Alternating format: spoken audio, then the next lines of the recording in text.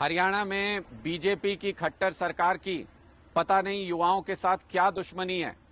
युवाओं को बेरोजगारी कहते हैं, हरियाणा के अंदर खट्टर साहब की कम हो रही है, लेकिन खट्टर साहब ग्रुप डी की 13,000 पोस्ट के लिए 13,75,000 हरियाणा के युवाओं ने आवेदन किया और जब वो परीक्षा देने के लिए आए तो आपने इंतजाम के नाम पे कुछ नहीं किया।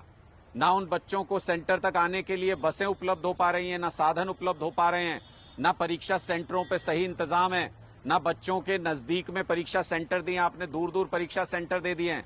युवाओं को क्यों परेशान कर रहे हैं खट्टर साहब?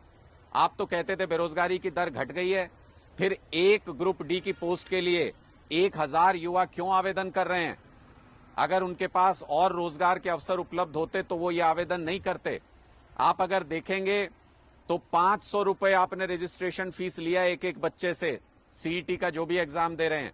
13,75,000 बच्चों का 65 करोड़ रुपया आपने इनसे इकट्ठा किया है।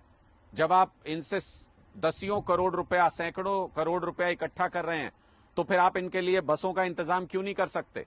आप इनके सेंटर पे सही व्यवस्था क्यों नहीं कर सकते? आप युवाओं के लिए रोजगार की सही व्यवस्था क्यों नहीं कर सकते?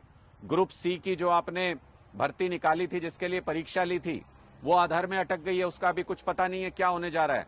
और ग्रुप डी में पूरी तरह से अव्यवस्था अभी से नजर आ रही है। पूरी परीक्षा के दौरान बच्चे बसों के इंतजार में सड़कों पर बैठे घंटों तक, बसों के ऊपर मैंने ऐसी तस्वीरें देखी जिससे बहुत दर्द होता है देख करके। बसों के ऊपर लद करके हमारे युवा एक जगह से दूसरी जगह जा रहे हैं। कई जगह बस स्टैंड पर हड़ताल की युवाओं ने, कई जगह सड़कों पर नारेबाजी की कि उनको बसें उपलब्ध नहीं करा पाए आप लोग। शर्मनाक है खट्टर साहब। इन युवाओं को रोजगार उपलब्ध कराना आपकी जिम्मेदारी है। हरियाणा में इस वक्त 2 लाख सरकारी नौकरियों के पद खाली हैं और आप इन बच्चों को बरगलाना, बहकाना बंद कीजिए। ये कुछ कुछ नौकरियां निकाल के एक मुश्त 2 लाख सरकारी नौकरी निकालिए और उन पर युवाओं को भर्ती कीजिए, तभी जाके बेरोजगारी से हरियाणा को कुछ राहत मिलेगी। अगर आप इसी तरीके से अव्यवस्था और परेशान करते रहे युवाओं को, तो खट्टर साहब याद रखिए, यही युवा हैं जो आपकी सरकार को उखाड़ फेंकेंगे और अपनी नई सरकार लेकर के आएंगे, जिसको युवाओं के बारे में फिक्र हो, जिसको युवाओं के रोजगार के बारे में फिक्र हो, जिनको इन युवाओं के भविष्य के बारे में फिक्र हो।